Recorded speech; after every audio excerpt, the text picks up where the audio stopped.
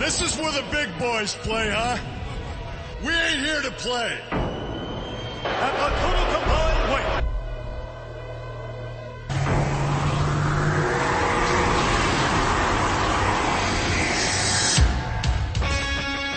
At the total combined weight of 589 pounds.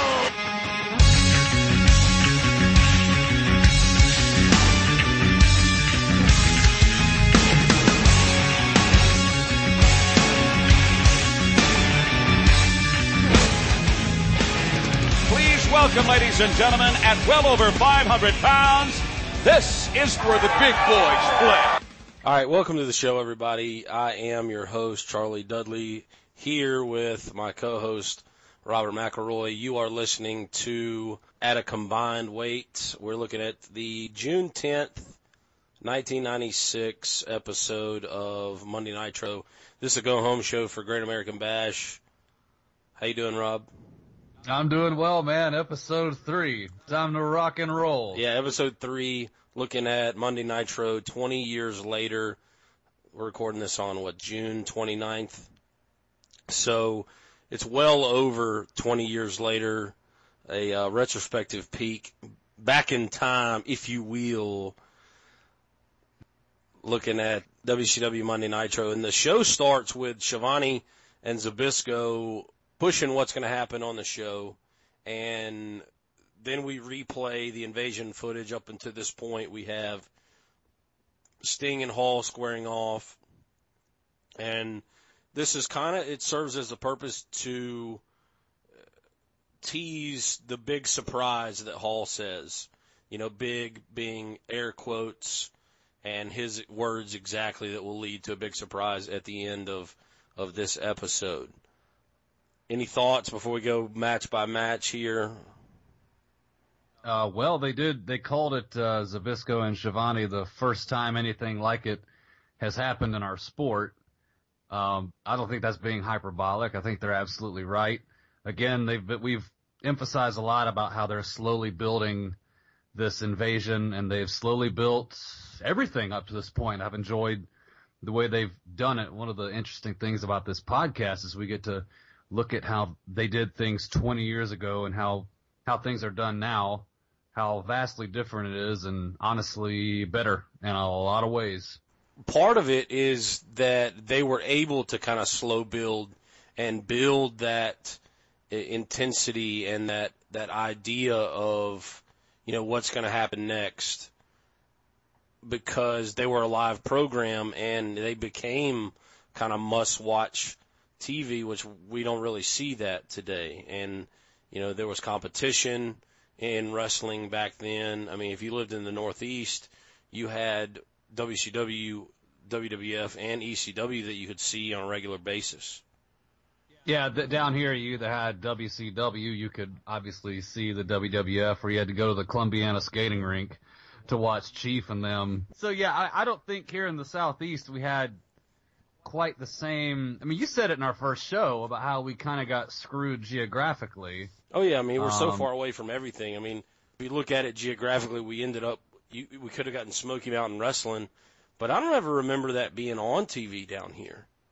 And the only time I ever saw ECW was like late at night in maybe like 97 or 98. Right, and it but was even on that like, would be it was at like really, really late at night, like 12, 1 o'clock in the morning.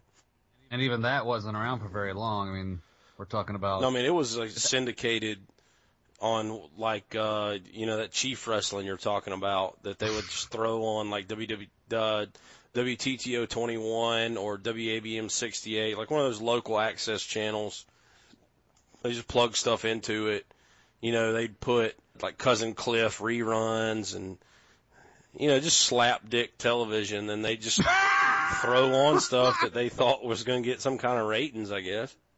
Yeah, I mean, it's just kind of this, I don't know, they felt like they needed a place to have things like Cousin Cliff and... Do you even know what show I'm talking? Cousin Cliff? You ever seen that show? Remember that show? I was big into Cousin Cliff. He came to the Columbiana Library one time. Of course he did.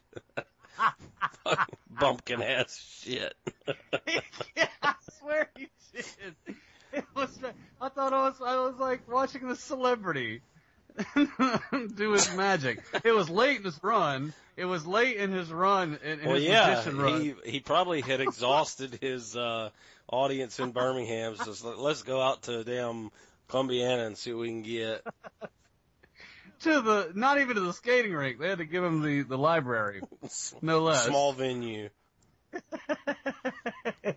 Shit, we're supposed to be talking about Nitro, and we got Cousin Cliff, and I was a big Bozo the Clown guy myself. Well, see, Bozo the Clown was national. I don't think Cousin Cliff was national. I think Cousin Cliff was very Alabama regional television. I think so. I don't even remember, to be honest, like what was about. I don't ever really remember watching that show. He would do magic tricks and give away, little 20% off coupons to go to Jack's and get a hamburger, or Jack's. Or a chicken biscuit. Jack's is I'm local too. It's just Bumpkin City. It is. I didn't mean to make Cousin Cliff Chief there. For those of you, like, Chief is our old landlord, God bless him, still landlord and chiefing it up over there in Birmingham. And so you'll hear Chief references now and then, especially as it relates to Hacksaw. He had the greatest comb over of all time. Greatest comb over.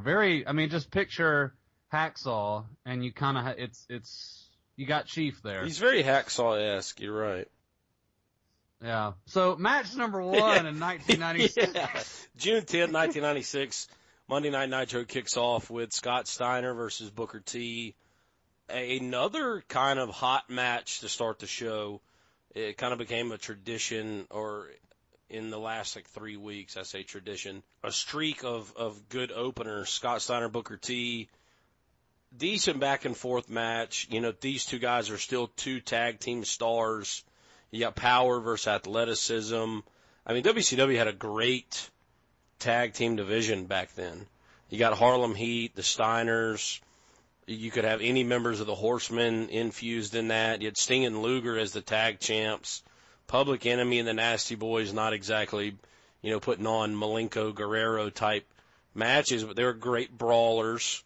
Powers of Pain.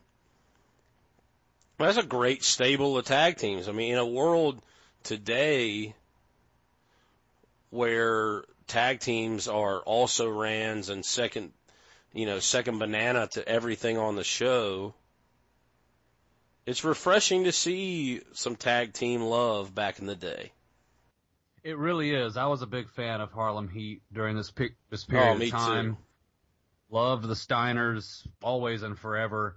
And here you have Booker T and Scott Steiner in a singles match, and it's secondary to their tag team priority. Right. These days, your singles competition is first priority, and you'll be in some tag matches now and then. You'll maybe have a brief run with another singles guy on the roster, and you'll make a run at the titles. But as you said, it's very refreshing to see a great stable of tag teams and to see it prioritized from a booking standpoint. But here you have a couple guys in singles, in a great singles match. Not a great singles match, but I did really enjoy it. I had forgotten how big Booker T was. Yeah. And how athletic. He was doing some high-risk maneuvers. Booker, for his size, very, very underrated as a performer for his size, the athletic type maneuvers that he did back in WCW, and still, did once he made the transition over to WWE in the later time in his career. Steiner gets a win with a belly-to-belly suplex after Booker misses an attempt at the Harlem Hangover, which is a flipping leg drop from the top rope. And just a couple years ago, you and I would see Scott Steiner in a cut or two above the Columbiana skating rink. Yeah, the Pelham Civic Center. The Pelham Civic Center, where Dad got good and pickled. Yeah. And that was just a really, really fun night. It was what, Steiner against Luke Gallows in the Civic Center. Pelham Civic Center sounds, for those of you who have no idea what that is, very, very small venue that holds, at capacity, would hold probably 800-900 people, but there were probably about 100, 150 maybe. I'd say something like that. But yeah, Scott Steiner still wrestling to this day, and of course Booker T, now a Hall of Famer. Yeah, this was pre Big Papa Pump, which is still so weird to me because you've kind of got that. You hear his voice, and it's ingrained in your mind, that Big Papa Pump persona. But he still talks on the mic, but he's not as much of a. They don't really lean on him as a promo guy during this time period. I mean, he cuts a promo where at the end of this match, Scott's at the end of the aisle talking to Gene, and he's pushing the Steiners and Fire and Ice at the Great American Bash, and he's interrupted by Deborah McMichael. And McMichael, she's saying, we need to stop the match. Mongo might go crazy and hurt somebody. See if you can get me in front of Flair and Arn Anderson. And Mean Gene says he'll get in touch with Bobby Heenan, which sets up a later backstage segment. What'd you think of specifically, this interview segment and the whole, Deborah McMichael backdrop? Well, it would all make sense once I watch the Great American Bash, which is going to be our next show. I liked it. I like how they sold it. I talk a lot about how things need to be sold the right way. She interrupts the segment that Gene is about to have with Scott Steiner, and Scott Steiner is kind of throws his hands up and they are the main event of the Great American Bash. I guess I better go back here and let Gene do his thing with Deborah. See ya. Y'all are higher up on the card, and I'm like fifth or sixth banana. So I liked all that from that standpoint. Like I said, though, it really wouldn't come full circle until toward the end of the Great American Bash. Right. Up next, you had DDP versus Jim Powers. Again, this kind of laid the foundation, pushing DDP after his Battle Bowl win at Slamboree. Powers, a former WWF guy, for those of you who you don't really know or don't really have a frame of reference of who Jim Powers is. He was one half of the Young Stallions with Paul Roma in the 1980s in WWF. He's just an enhancement guy, just put out there to kind of be a cog in the wheel for DDP's push. And, after the Deborah McMichael interview segment during this match, Zbyszko's just burying the fact that Deborah came out and she's trying to get the match canceled because she's afraid for Mongo. So, in typical WCW fashion, they're pushing something else while another match is going on. This is true, and I had reached a point, really I was already at the point where I was just so tired of hearing about that tag match. We were going to eventually see it, but always pushing it, always shoving it down the throats of the viewers, and a lot of us couldn't afford to see the pay-per-view to begin with. Well, and so talk about the damn match that's going on in front of you. For me, I wasn't really ever looking forward to the Horsemen, Mongo, Kevin Green matchup at all. I never, and in fact, if I think back in the annals of wrestling history, never once have I ever really looked forward to a crossover match, ever.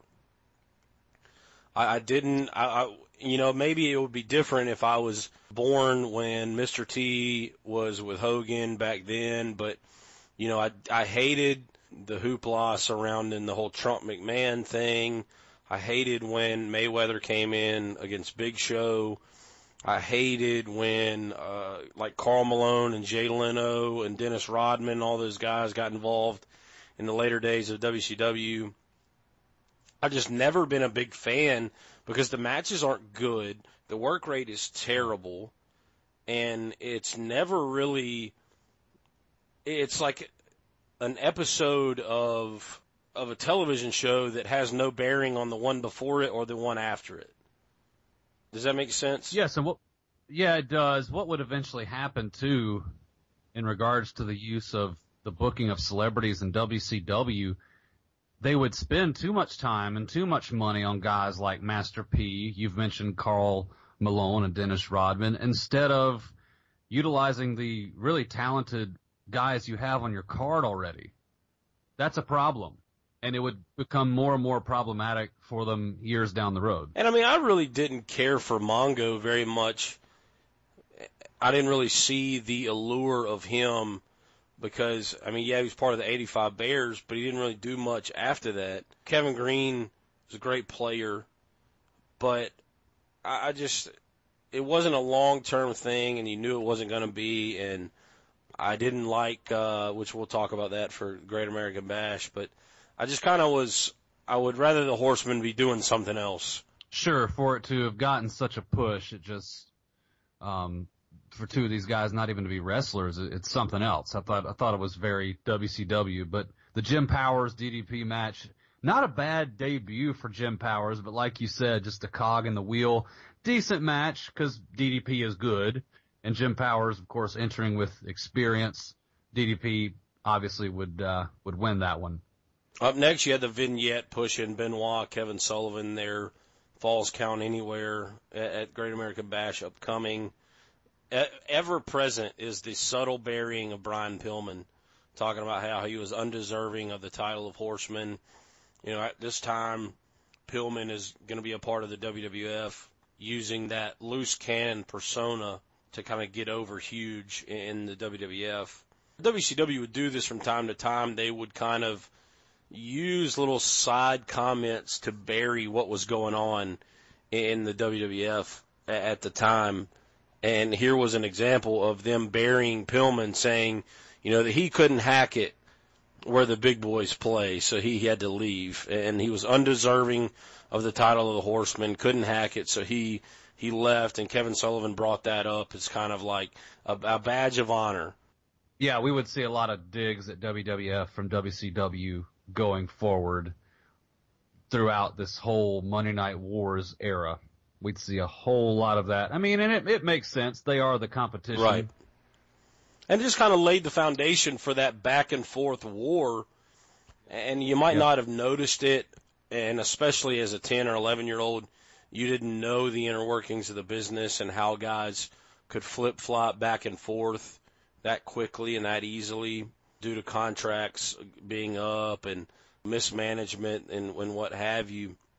So it's kind of neat to go back and see like little things, like the little subtle digs at Pillman and the little hints that they drop going forward about things that are going to happen. You know, one of those things that we'll talk about later in this show. Up next, a promo package and backstage interview with Mean Gene with old Conan. And this is pre like Viva La Raza, kind of the gangster. Let me speak on this, Conan. It was it fit more of the, we'll call it fictional character mold rather than like cartoon character. Specifically and purposefully fictional, neon based, bright colors. We saw, you know, with the Ultimate Warrior, and you know, Macho Man still had the bright colors. Conan kind of had that thing going with him. You know, Gene puts over the fact that Conan is the first ever Latin United States heavyweight champion. We see Conan kind of make a character change, but it was kind of interesting to see him. I'd forgotten that he had come into the company with this kind of lucha, fictional, fun persona. I had forgotten about it too. It was totally different from what he would do in WCW. Like you said, pre-Viva La Raza. Like, my youngest brother still likes to yell that every once in a while. Like, I can't let that whole era of WCW and all Blake can remember is Conan. Yeah, of course. Like, nonetheless, heel Conan. But it was interesting to see him as a babyface. I had forgotten how big and athletic he was and how much of a talent he was. Once he got into the NWO, he was 7th or 8th, but yeah, he was pushed down the card for sure. And not able to showcase his talent as much. I thought it was a decent promo that he cut with Mean Gene. Even Gene himself said, all right, that was short and sweet. Let's get back to ringside. It wasn't a bad promo at all. And I remember as they throw back to ringside, Zbyszko gets pretty racist. Yeah, he does. But first, before we get into that, I want to talk about Conan's promo. and they're talking about Sure. Conan's supposed to do battle with El Gato, which we'll talk about when we cover the Great American Bash. And they talk about how Conan says that El Gato is a legend of legendary proportions. Very redundant, chiefly comment. It's just Again, let's bring in Chief. just the king of the redundancies. Well, you see, if he's a legend, he's going to be a legend of legendary proportions. Well, yeah, because when you're a legend and people remember you, and before you can be a legend, people gotta remember And your you. proportions have to be legendary, apparently. So yeah, and just Now, after Zbyszko that, does get a little. Zbyszko- oh very- my God, that doesn't fly today. 20 No. years later, for what he said, and I'll just tell you what he said. He's talking about El Gato and just the rest of the Latin-born guys on the WCW roster. What's he legendary to? A bunch of boa constrictors? Yeah, that's what he said that El Gato was a South American legend. So that's what he's supposed to be. All that's in South America is the Amazon, is what, Zbyszko is alluding to. And he says that if you are a contender for the U.S. title, you should have a green card. It plays to, there's a lot of things in the last, 2 shows, and something I'll bring up at the Great American Bash that just would not fly at all, but would be very indicative, I think, from a national perspective, that they would say, well, the reason they did this is because they were a Southern promotion. But Zbyszko's not a Southern guy. Right. I mean, yeah, he worked for a company that was based out of Atlanta, but Zbyszko's not from Atlanta. Yeah, it's interesting to see, just, as 20 years later, Yeah. Twitter would have blown up a little bit, at least amongst all of us marks. Well, and, maybe so, or it would have just fed right into the, Trump Clinton backlash of, it's crazy Sure. how that kind of same sentiment is still around 20 years later. The same idea of an invasion of Mexicans and South Americans and Latinos. Sure, and it might have been at the time. I don't know how much it really would have bothered at all the Latin-born guys on the roster. I mean, you still have kayfabe, and then you have what happens beyond. Well, yeah, and Zbyszko's kind of a heel this guy. This is just a way to anyway. get a little bit of heat. Yeah, Zbyszko's a heel announcer, so I'm sure those guys were open-minded enough and serious enough about the business to just kind of let that one roll off their backs. I'm willing to bet this. I mean, I could be wrong, but if I'm a guessing man. Up next, you had Sting versus Ming in the Battle of the Rhyme. It was Nicely a done, short Charles. match, just kind of used as a backdrop to push Sting into his match against William Regal. I did not like the fact that Ming tapped out. But WCW obviously didn't have designs on protecting Ming's greatness. Or my didn't, but fandom you of can- Ming / Haku. And just kind of pushing No, you can pushing tell. Sting and showing how great he was, just kind of, feeding a guy like Ming to him. And if you're going to do that, if you're, trying to feed a guy to him, get somebody besides Ming that's not as badass as Ming. Yeah, I couldn't agree more. Sting, of course, the face of WCW here at the time. Though they don't really shove him down our throats, I've noticed. Though he is their John Cena, a name I won't mention much on this show at all. John Cena gets shoved down our throats as the face of that brand, but they don't do that with Sting. Well, because you have which I other like. big I mean, stars in WCW. I mean, you have Right. guys that are legendary in their own right, like Savage, Luger. You got the Horsemen, the guys that have been on top for decades. So, they didn't have to, they could push Sting as the franchise, but not necessarily like, hey, he's the only thing we have that has crossover appeal or, he's our only guy. Absolutely. Up next, we have a segment with Mean Gene is with Heenan and Deborah McMichael.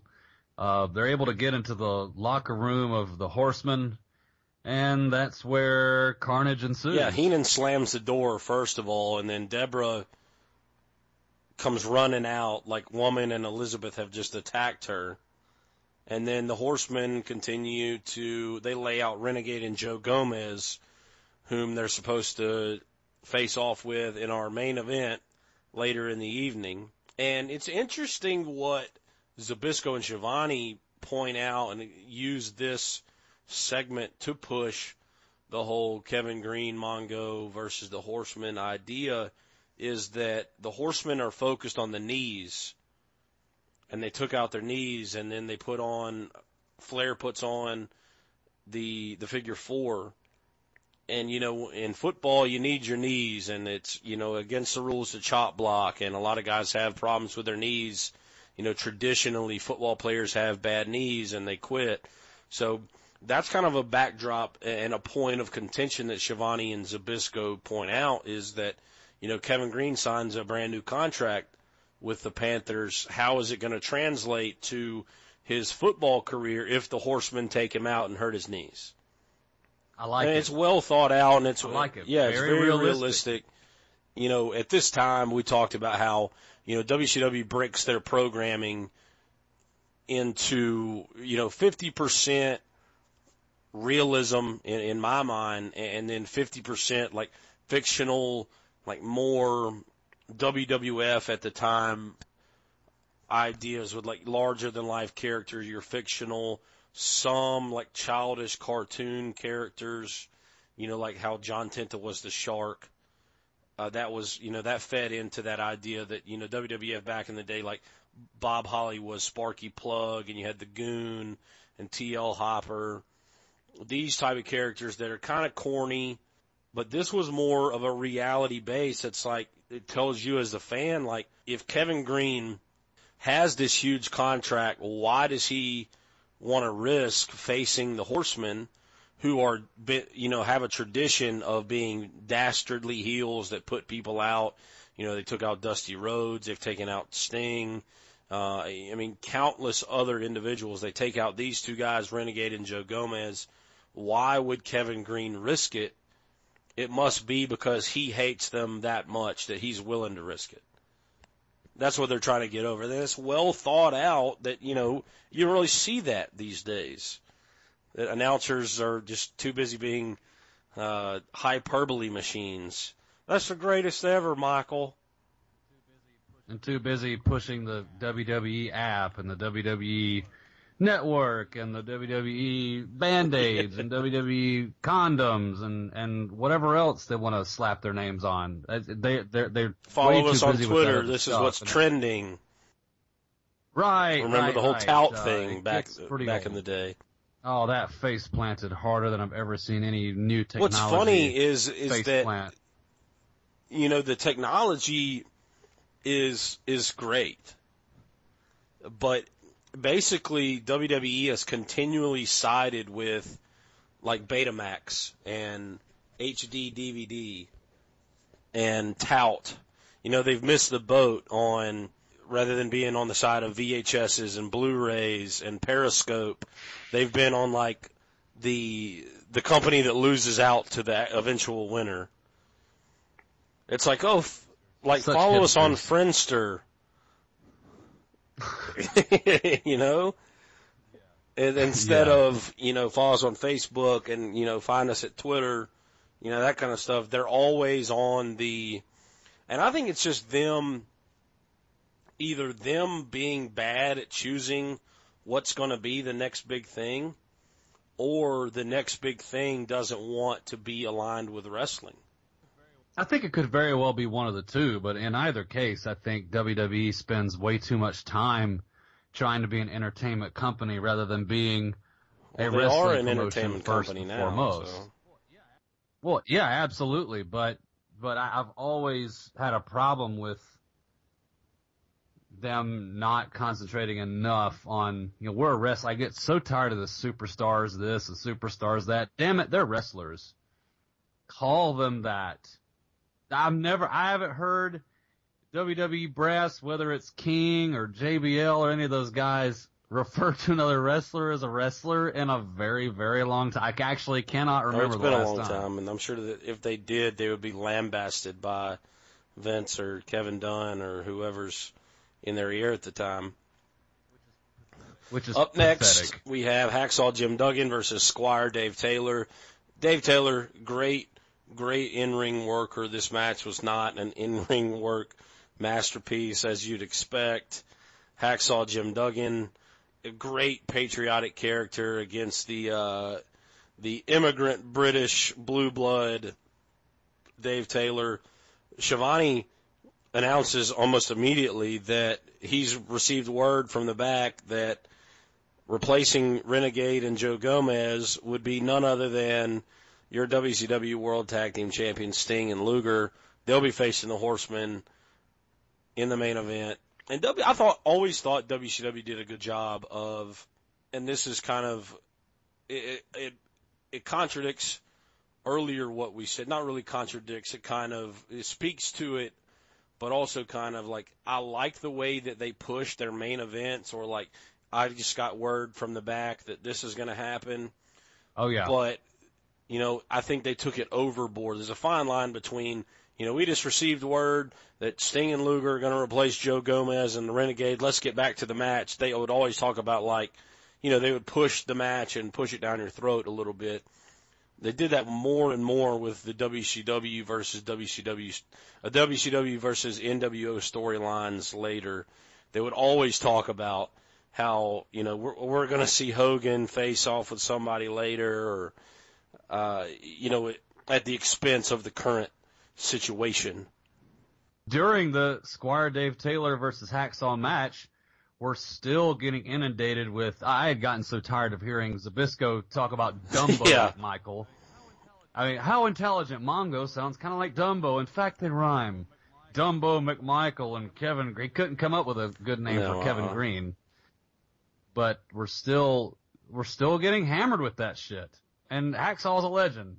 And he's cheap. Well, yeah, and Hacksaw, has always been kind of a mid-card guy that was over, ever since the early 90s in WWF. He was just just kind of a bit player, never really held a title or anything. Just a guy that you bring out, get the crowd chanting USA, and they chant because he hits people with stuff, and he gets the win here with your tape fist gimmick that you love so much.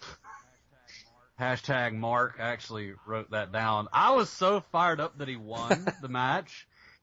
I don't know what, I guess I was, on a nostalgic high. I actually clapped. I was so happy. I was so fired up for that. I just wrote it down right here in my notes. Hashtag Mark, which I am for guys like him. They put over the fact that he did tape his fist, and he already has like fists that are really hard anyway, and the tape kind of allows him to use his fist, because you're not supposed to use your fist. They want you to do open hand strikes. In the world of professional wrestling, the refs are always telling them, open your fists. If you are an old school fan, you could see that all the time. So that's kind of the reason why he uses the whole tape fist gimmick. Up next, a vignette pushing Dean Malenko, Rey Mysterio for the Cruiserweight title. I didn't really understand why they had to do a vignette, and we're 3 episodes into the 2-hour Nitro, and we've yet to see a real, sure enough, like Cruiserweight contender or a Cruiserweight match, period. I mean, Malenko's not on any of the shows leading up to the Great American Bash. Mysterio debuts at the Great American Bash, but I mean, you don't have any other cruiserweights wrestling, but you're pushing the title match via vignette. It's like, I guess at this time, Malenko might have been overseas. doing something like that. I mean, WCW allowed their talents to kind of take those outside bookings overseas, and we'll talk about that when we get to Scott Norton. Do you think, too, it could have something to do with already having a roster crowded with so much talent that had been around for 10, 15, 20-plus years that maybe there wasn't – I mean, it's unfortunate booking for talents like Malenko and a surefire Hall of Famer and Rey Mysterio at the time, Rey Mysterio Jr. Do you think it could just speak to how there just wasn't room? I mean, a lot of times there wasn't room. And you saw this more and more when the roster really was inundated with a lot of talent, and the NWO got bigger and bigger and bigger. It was like one or two matches and then everything to do with the NWO. But here, I mean, you have a title match, and this is the go-home show for your pay-per-view, and you just have a little 1 to 2 minute vignette about Malenko and Mysterio, and it ends up being the best match on the show at Great American Bash. Yeah, no, that's not enough. And it would get better. It would get better, but right. It just was, it would. A point of contention with me. Backstage interview up next with Big Bubba, Jimmy Hart pushing the Tenta Big Bubba match. Again, this is the go-home show for Nitro. They're pushing all the matches for Great American Bash. Big Bubba runs down John Tenta. What do you think? What do you think about this segment with your boy back in the back? That Big Bubba and Jimmy Hart keep rating the costume department of WCW for various wigs, and they keep getting brown hair. So it didn't take that much hair off of John Tenta, but they're coming out with prop hair, like cutting hair as they're making the entrances to the ring and cutting it like kind of just floating it everywhere. That shit is gross, even if it is a wig. That's what I kept noticing, a very McElroy Land note to offer on that. But they're heels, and they got to do heel stuff. Big Bubba runs him down, says he's been a joke for as long as he can remember, laughing at him for years. He's a beach whale, basically calls him fat. Just typical heel stuff.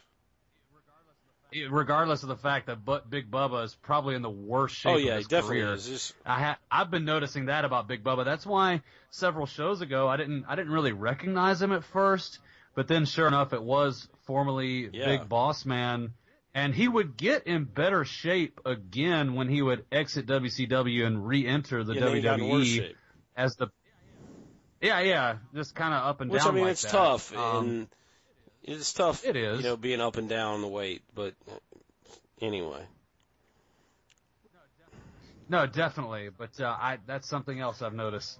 Hair and they send it back out to ringside, but before the match, you got Scott Norton and the Giant. Mean Gene's got a little Scott Norton segment, and Norton talks about, and this was very, very interesting to me to kind of see how far that we've come in the business, is Norton talks about the Giant trying to end people's careers with the choke slam. And, the choke slam is not, these days there's so many things. You got the Young Bucks and like the super kick fest that they do. And, the super kick used to be such a deadly maneuver. The power bomb as well, choke slam, all of these moves that you see a lot of in WCW today, I mean, they're used as transition spots. I mean, the choke slam is not that devastating anymore. I mean, I'm sure countless of people have kicked out of it, with the Big Show using the choke slam. I mean, I only know 3 guys that even use it now in WWF or WWE, and, Taker, Kane, and Big Show. But I thought it was interesting that Norton was trying to push how the Giant was a real menace, and he was trying to end people's careers with, 1 or 2 choke slams, really, really putting people's careers in jeopardy. I remember ROH had a really cool angle a couple years ago about Kevin Steen, currently Kevin Owens, about banning his pile driver. But that particular pile driver was very, very devastating, and it really played into his character really well. That's about the only time you see that sort of thing these days, is when it's a variation on a pre-existing move that makes the move more deadly. That's about the only time you would see that these days, but it is interesting that Norton would promo against such a common move, though it is only used by 3 guys these days. You know, Bischoff pushes that Scott Norton is a former arm wrestling champion. And, you know, in fact, Scott Norton had won over 30 championships in the world of arm wrestling. And he was actually, a little fun fact for you if you're listening and, you know, big WCW fan, but you weren't really, you know, knowledgeable about Scott Norton's background. He was actually in the movie Over the Top, the Sylvester Stallone arm wrestling movie.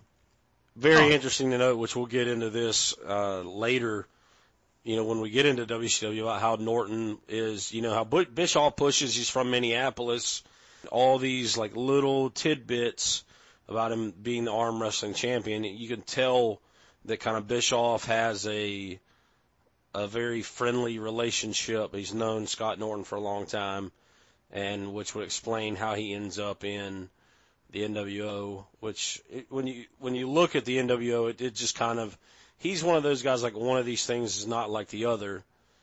Once we get to adding guys into the NWO, we'll talk about that. But when I think of the NWO getting too top-heavy and overcrowded, unfortunately for Scott Norton, albeit talented as he is, that's who I think of. I think of him. He's the first guy I think of. Buff as Bagwell like a little bit too. You know, sure. It didn't really fit into the mold of, you know, former WWF guys, so it didn't kind of fit into that idea that you had these invaders from the WWF coming in, and they just, you know, they weren't really big stars either. So it was like, oh, we just had these other guys, we just saw them at catering, and they looked like they wanted to have some fun, so let's put them in the group. So it really didn't. Well, and two, I think a lot of guys saw how over these guys in NWO were, and they wanted to piece. Well, and I mean, or, you know, you have a guy like Bischoff, and he actually brings some of his friends in, which is, you know, Norton. Cronyism. Yeah. Oh, WCW and wrestling in general is filled with cronyism, especially in the world of Bischoff and Hogan. The fact that Brutus Beefcake and the Nasty Boys had as long careers as they did is a testament to Hogan's stroke wherever he went. Yeah, this is very true. During the Scott Norton Giant match, I noticed some pretty smart booking here. Very nice looking choke slam from the Giant to Scott Norton that would win it. But, you know, the week before, and this choke slam was done on the concrete on the outside, but the week before there were 2 choke slams. Remember, there was a big deal made about 2 choke slams, which would lead to his promo about how it's a career-ending move. It says 2 choke slams didn't do it to Scott Norton. Well, okay, obviously 1 choke slam on the concrete will do it here. Remember, after the 2 choke slams, he would beat Hugh Morris. So the 1 to the concrete, that did it. And I like when thought goes into things like that. You don't see that a lot these days. This is a backdrop to have Luger and the Giant come out, square off. Dungeon of Doom comes to make the save after Luger gets the low blow on the Giant. And this was funny to me, is Luger runs off of the screen, and the Giant's standing there screaming, and he's like, Luger, I'm going to kill you. And he and the Dungeon of Doom like run up the ramp, and then the next thing cuts straight to Luger at the booth with Bischoff. I noticed that. And it's like, why not follow him to the booth? Like, are the Giant and the Dungeon of Doom that stupid that they didn't see him, you know, make a beeline to the right of the ramp, and they're running into the back? It's just, that was a very cartoon moment for me as far as like WCW booking goes. And I mean, I understand why they did it. They wanted Luger to cut a promo, but, you know, like the Giant and them couldn't see him run and see him standing over there, and he cuts it on the live mic too. And so, like, you can't hear the live mic in the back, and they come out and get him. That was goofy as hell. That was definitely one of those, and I made note of it here, and you beat me to it. Very, very Wile E. Coyote chasing Roadrunner. Yeah, which way did he around go? this Which sort way of did he thing. go kind of deal. Yeah. And you know, as a kid, I could suspend my belief and suspend it some more to the point where I like kind of make up my own kayfabe story in my head. Yeah. You know? But you can't help but notice how Well, dumb these days you definitely that can. I really mean, is. as a, you know, Right. in your late 20s, early 30s, you're going to pick up on that stuff. True. Up next, you had William Regal, Billy Kidman, total squash. Even though Bischoff pushes Kidman as a cruiserweight, talks about all the talent in the division, Regal wins a very, very short match with a somewhat of a kind of a line tamer-esque move. With instead of putting the knee in the back, he puts a foot on the head. Sting runs out, and they have an altercation that pushes their Great American Bash match. I didn't like how Regal oversold his reactions to Sting coming out and backhanding him after the match. It was very, very Vince McMahon-like. Remember how Vince McMahon, especially during the Attitude Era, would just oversell everything? This is one of the few moments like that I would ever see from Regal. Thought it was a little done up. Oh, yeah. I mean, sometimes it was, especially in this era, where something was just completely overdone. Sure. Up next, we have Public Enemy versus the Nasty Boys, as you mentioned earlier. I was really excited to see that we were going to have a Public Enemies match. I was excited about the Nasty Boys, too, because as a youngster, they were two of my favorite action figures, actually, that I had in my roster, King. But I was very disappointed in this match. It was sloppy as hell. Yeah, it was just a brawl. I mean, these two teams have never been known for their high-quality scientific match. I mean, Nasty Boys have never had anything but a brawl. You know, in WWF, they had tons of brawls. In WCW, that's all they had was a brawl. I mean, this match was, you know, just, I wouldn't necessarily call it sloppy. I mean, sloppy from like a in-ring scientific point of view, yes, but like, I mean, based on their styles, it was just a brawl, and it is kind of leading to that hardcore match style that we would see.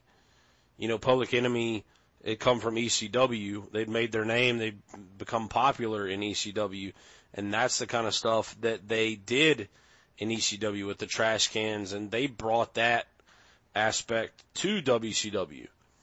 So this, I mean, Public Enemy at this point only been in the company for 6 months. True. I thought it was sloppy from the standpoint of, I mean, I did see some blown spots. Not that these guys were going to do a lot of spots, but guys running into each other that weren't supposed to. I mean, they probably just didn't give a shit, to be honest. Yeah, but fucking 300-pound bumper cars out there.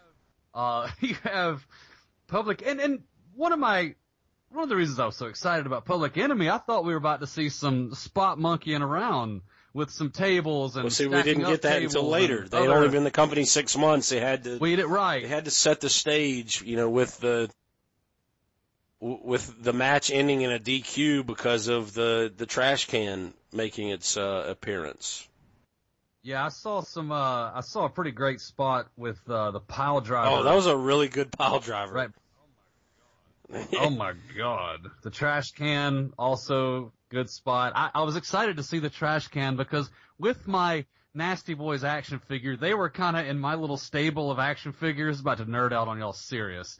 They were in my like hardcore division, if you will. And I would keep empty Coke cans, and those were the trash cans. So they would bring in the Coke cans, but they were trash cans, and they would DDT them and they would just bend and break like hell. And I had the Nasty Boys feuding against Vader, the big WCW massive. If you were to throw it, they were locked into one position, and you just had to suspend your belief and have them do a lot of elbows a lot of elbows people, or you know. like Rude Awakenings or inverted suplexes, and yeah, I had a big Sting, a Sting action figure that was like that, where their arms were locked in place. They weren't able to move like the old Hasbro or Jakks figures that WWF had at the time.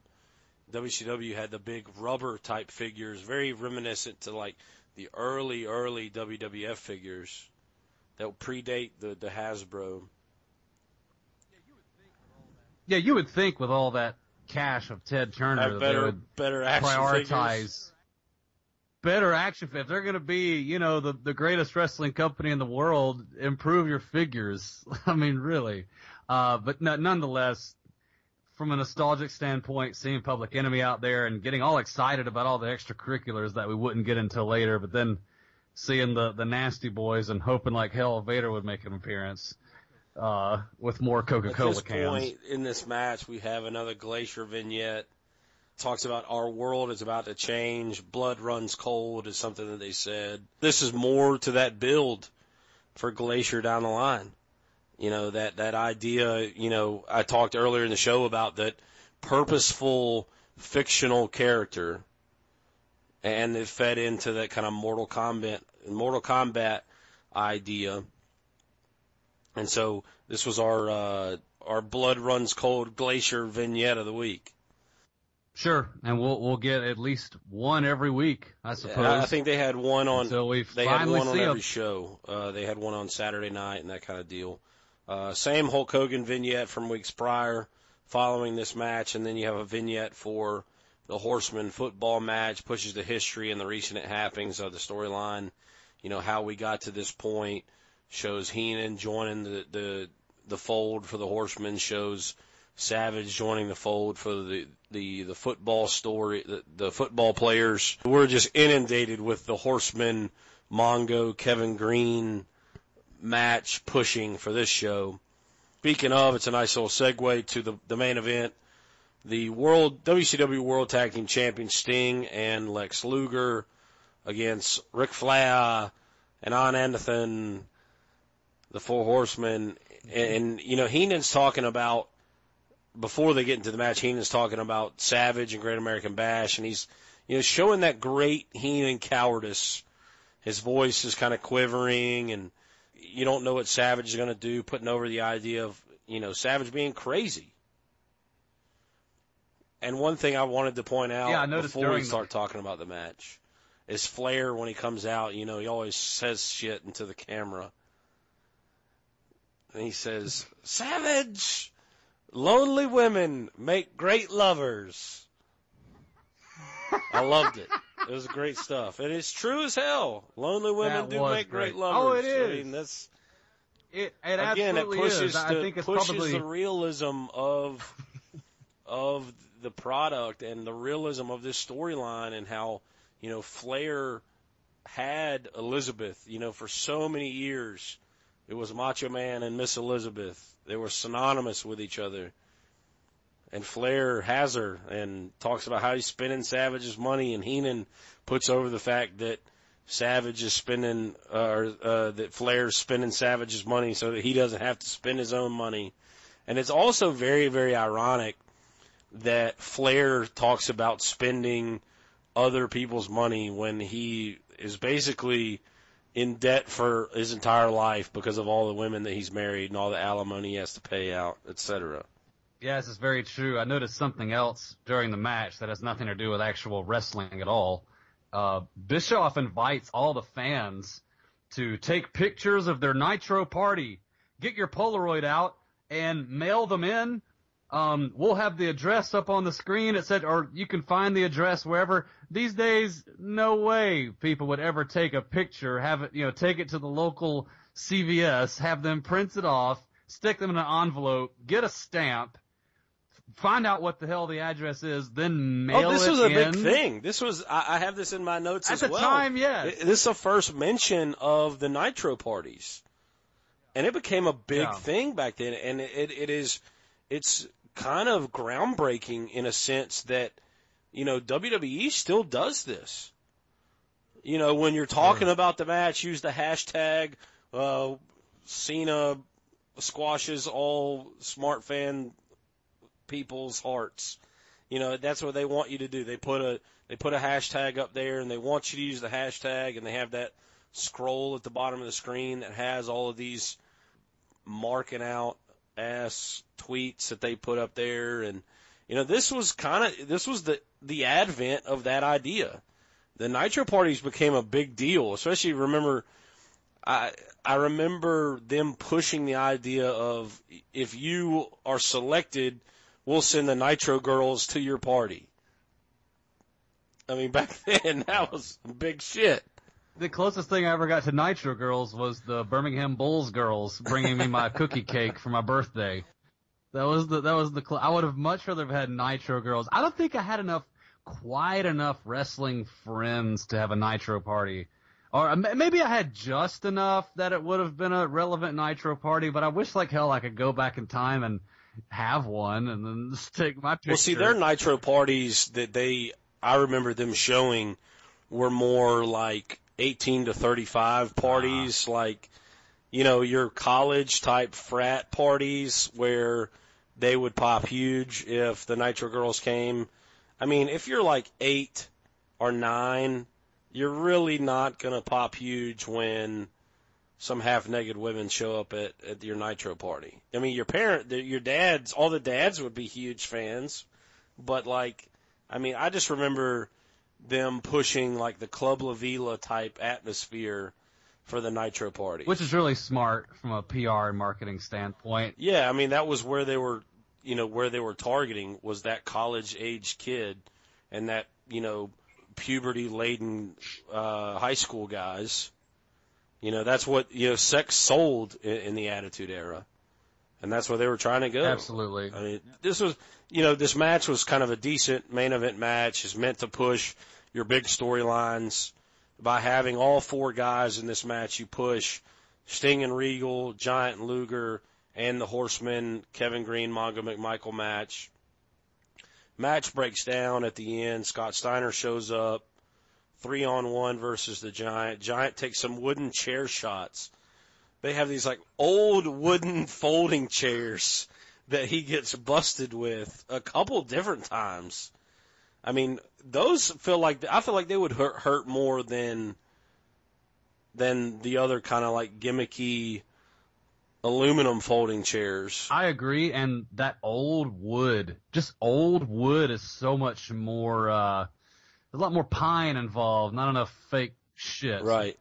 Involved with so absolutely, if I'm going to choose, if somebody gave me a choice, you want to take a wooden chair shot from a chair that was manufactured in 1986 or an aluminum chair that was, you know, pumped out in 2006, I'd say give me 2006 aluminum any day. Yeah, exactly. End of the match, Giant cuts a promo saying no rules at Great American Bash for he and Luger. That's the end of our WCW portion of the show. Heenan's talking about Savage, talks about, I'm not going to be afraid of anything. You know, I'll see you Sunday. And then he looks to his right, throws down his headset, and runs off of the set. And Scott Hall shows up. Bischoff drops his headset, picks up a live mic to where the crowd can hear it, and he says, okay, where is he? You know, talk about a big surprise, and Bischoff keeps going, and Scott Hall points behind him, and lo and behold, Kevin Nash makes his WCW debut as Kevin Nash because he was there before as Oz and everything else. But the invasion takes its next step further. Kevin Nash shows up and delivers the most famous grammatical error in wrestling history. Says, this is where the big boys play, huh? Look at the adjective play. Play is not the adjective. The only adjective in where the big boys play would be big. What he meant was, look at the verb, play. I always thought it was kind of odd that he said that because Kevin Nash is a pretty educated guy. I mean, he played college basketball, so you know he went to class. Right. It's probably one of those things. He was caught up in the heat of the moment. I don't doubt there were some jitters. You know, you don't rehearse in wrestling like you do live theater. It's improv city. I mean, you might at least know that you're going to say, you might say that and say, hey, is this an adjective? I wouldn't have been throwing around a bunch of terms I didn't know about. I'm not going to go out there and talk about like cytoplasm and you know, pi and you know, the Pythagorean theorem without first knowing what the hell it is, honestly. So there's that. This is another historic moment. You get number 2. This is a huge deal. Yeah, and they still haven't labeled them the Outsiders. Nope. They don't have a name for them yet. Done. They just call them some guys that have, you know, come in and invaded. And so Hall and Nash are together. They say, hey, where's your 3? Interesting to note, who's the first guy that Nash mentions as the guy they need to get?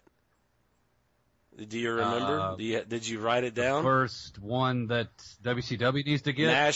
Nash mentions, he mentions, hey, he asks, where's somebody? And the first person he mentions, I thought it was really well done now in hindsight.